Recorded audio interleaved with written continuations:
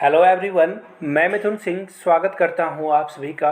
आशा करता हूं आप सभी बहुत अच्छे होंगे। आर्मी पब्लिक स्कूल के करंट अफेयर्स की ये क्लास नंबर 4 है। इससे पहले की क्लासेस अगर आपने नहीं देखी है तो प्लीज़ प्लेलिस्ट से जाकर उसे देख लीजिए। चलिए आज की क्लास को हम लोग स्टार्ट करते हैं। मेरी फर्स्ट क्वेश्चन आपके सामने ये रहा।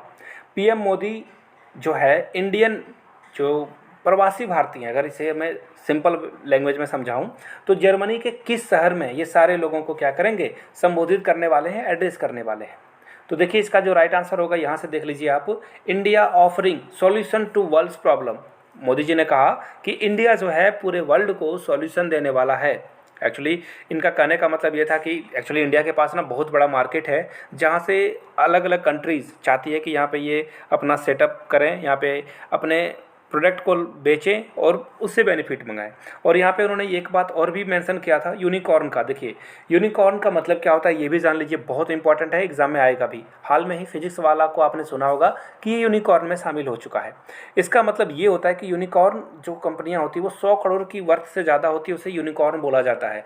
आप लोगों ने यूनिकॉर्न का फोटो अगर नहीं देखा है तो यहाँ से देख लीजिए। एक घोड़ा होता है जिसके ऊपर पंख लगा होता है। एक्चुअली ये इमेजिनरी एनिमल है but this is called unicorn. तो फिलहाल यहाँ जो राइट आंसर होगा, मोदी जी बर्लिन गए थे और वहाँ उन्होंने इंडियंस को जो है, जो इंडियन वहाँ पे रहते हैं, एनआरआई बोला जाता है उन्हें, बर्लिन में सारे लोगों को संबोधित किया था, एड्रेस किया था। अगले क्वेश्चन की ओर हम लोग बढ़ते हैं। नेक्स्ट क्वेश्चन आपके सामने ये रहा। अब आप बोलोगे कि भैया कितने आउटडेटेड हो, प्रेसिडेंट तो कोविंद की जगह पे बन गई है द्रौपदी मुर्मू, तो फिर ये क्यों पढ़ा रहे हो। तो देखिए द्रौपदी मुर्मू हाल में ही बनी है, करंट अफेयर्स पिछले 6 महीने का होता है, तो इसको हम लोग अवॉइड कर सकते हैं, ये क्वेश्चन आए या नहीं आए। बट प्रेसिडेंट ऑफ इंडिया ने आसाम और मिजोरम को जो है विजिट किया था 3 मई से लेकर 6 मई तक, याद रख लीजिएगा। अगले क्वेश्चन की ओर हम लोग बढ़ते हैं। इलेक्शन कमीशन ने बाई इलेक्शन यानी कि उपचुनाव कराने की घोषणा करी थी 3 विधानसभा क्षेत्रों में, 3 असेंबली कॉन्स्टिट्यूएंसीज, एक उड़ीसा, केरला और उत्तराखंड में। आपको बताना है कि वहाँ पे इलेक्शन किस डेट को होगा। तो देख लीजिए ये 3 असेंबली इलेक्शन की जो सीट होगी वो होगी 31 मई को और काउंटिंग किया जाएगा 3 जून को।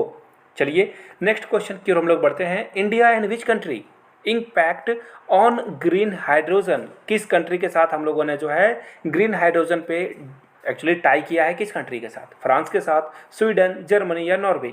तो इसका जो करेक्ट आंसर होगा यहाँ से देख लीजिए, इंडिया और जर्मनी। देखिए आपको जानकर हैरानी होगी कि जर्मनी तो इन सारे सेक्टर में ना बहुत आगे बढ़ रहा है और आगे चलकर जो है जर्मनी, एक्चुअली बोल सकते हो आप, जो अभी जितने भी गल्फ कंट्री हैं जो कि ऑयल बेचकर पैसे कमाते हैं, आगे चलकर जर्मनी जो है पैसे कमाएगा। पूरे यूरोपियन यूनियन में ये जो इनकी विंड एनर्जी है, इससे बहुत सारे ये जो है प्रोडक्ट वगैरह ये जो है चलाते हुए दिखेंगे आपको, चाहे वो अलग अलग टाइप के 2 व्हीलर हो, 3 व्हीलर हो, ये आपको देखने को मिलेगा। और जर्मनी ने बहुत हज़ार करोड़ रुपए का, एक्चुअली 2-3 हज़ार करोड़ का इंडिया को मदद भी करी है कि आप जो है जल्द से जल्द कोल, जो कि इलेक्ट्रिसिटी बनाने के लिए आप कोल का यूज़ करते हो या पेट्रोल पे डिपेंडेंट हो, उनको से हटकर आप जो है स्विच कर सकते हो इन सारे एनर्जीज़ पे। और इंडिया ने रिसर्च के लिए जो है ये सारी चीज़ों को एक्वायर किया है जर्मनी से। फिलहाल अगले क्वेश्चन की ओर हम लोग बढ़ते हैं। India in which country science joint declaration of intent of forest landscape restoration. आपको बताना है भारत और किस देश ने वन परिदृश्य बहाली पर जो है संयुक्त हस्ताक्षर किया, दोनों ने मिलकर जो है इस पर काम करने की घोषणा करी है, यूके, स्पेन, डेनमार्क या जर्मनी। तो इसका जो राइट आंसर होगा यहाँ से देख लीजिए, यहाँ से आप इमेज भी देख सकते हो दोनों अलग अलग लोगों का। और ये जो यहाँ पे इंडियन रिप्रेजेंटेटिव हैं ये है भूपेंद्र यादव, और ये हाल में ही जो है इन्होंने जो है मिनिस्ट्री का जो है शपथ भी लिया था। तो फिलहाल यहाँ देख लीजिए इंडिया और जर्मनी जो है इन लोगों ने साइन करा है। देखिए जर्मनी आगे चलकर इंडिया का गुड फ्रेंड लिस्ट में जो है बहुत आगे आने वाला है, क्योंकि जर्मनी को बहुत बड़ा मार्केट दिख रहा है इंडिया में। तो याद रखिएगा जर्मनी के जो करेंट चांसलर हैं उनका नाम बता दीजिए। एंजेला मर्कल जो है वो हट चुकी है। नीचे कमेंट करके आप जरूर बताइएगा इसका आंसर। तो फिलहाल राइट आंसर क्या हो जाएगा, ऑप्शन नंबर डी। बढ़ेंगे अगले क्वेश्चन की ओर। उससे पहले आपको एक छोटी सी इन्फॉर्मेशन दे दूं, अगर आप आर्मी पब्लिक स्कूल में अपने सिलेक्शन को लेकर सर्टनिटी नहीं है, तैयारी आपकी ठीक ठाक नहीं है और लास्ट के 2 महीने में अगर आप तैयारी को अच्छे से करना चाहते हो तो आप हमारे साथ जुड़ सकते हो। 699 में आप मेरे हैंड रिटन नोट्स ले सकते हो, जिससे आप इस एग्ज़ाम को ईजिली क्रैक कर पाओगे। सेकेंडली 100 रुपीज़ में आप जो है क्वेश्चन पेपर ले सकते हो आर्मी स्कूल के, तो जो आपको चाहिए वो आप ले सकते हो। 699 में आपको जो है प्रीवियस ईयर पेपर विथ मेरे हैंड रिटन नोट्स मिल जाएंगे। नए सिलेबस के अकॉर्डिंग क्वेश्चन को बढ़ाया भी गया है। दूसरी बात, हिंदी के सब्जेक्ट को भी ऐड किया गया है फॉर द पीआरटी। सो आप जो है इंक्वायरी कर सकते हो। यहाँ से मेरी ईमेल आईडी देख लीजिए, yourmithunsingh@gmail.com पे मेल कर सकते हो। अगर आप इंस्टा पे हो then do follow me @iMithunSingh। सूचना समाप्त हो गई, बढ़ेंगे अगले क्वेश्चन की ओर।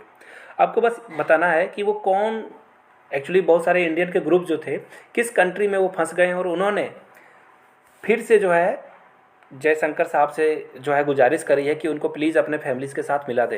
तो देखिए, एक्सटर्नल अफेयर मिनिस्टर हैं एस जयशंकर, जो कि इंडिया के पहले डिप्लोमेट रह चुके हैं, और सुषमा स्वराज के साथ इन्होंने इतना अच्छा काम किया था कि मोदी गवर्नमेंट के अगले टर्म में, मोदी 2.0 में, इनको एज अ फॉरेन मिनिस्टर बनाया गया है और ये बहुत अच्छा काम कर रहे हैं एस जयशंकर साहब। तो फिलहाल इसका जो राइट आंसर होगा वो एस जयशंकर होगा। लेकिन ये लोग जो फैमिली है, ये सारे लोग कहाँ फंस गए थे आपको बताना है। तो देखिए, ये सारे लोग ना चाइना में फंस गए थे और इनको जो है प्रॉब्लम आ रही थी। तो एस जयशंकर जो है इस मैटर में फिर से इन फैमिली को रीयूनाइट करने की कोशिश करेंगे। चलिए अगले क्वेश्चन की ओर हम लोग बढ़ते हैं।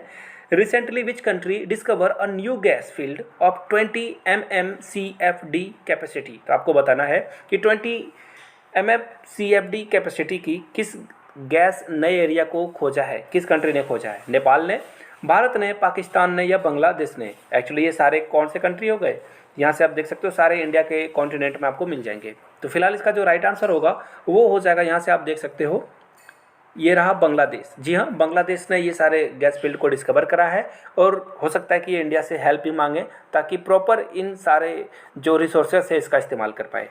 अगले क्वेश्चन की ओर हम लोग बढ़ेंगे।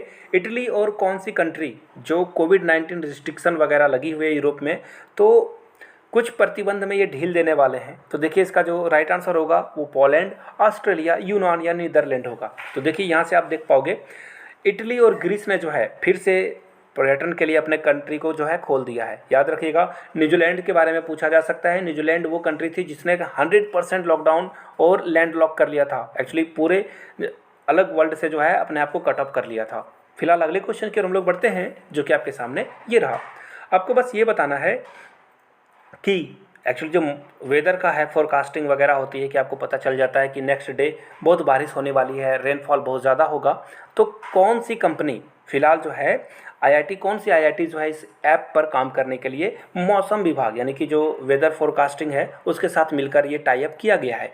IIT Madras, IIT Bombay, IIT Patna या आईआईटी रुड़की। तो इसका जो राइट आंसर होगा, आईआईटी बॉम्बे ने जो है आईएमडी के साथ जो है स्मार्ट क्लाइमेट पे नया ऐप डेवलप करने के लिए दोनों ने हाथ मिला लिया है।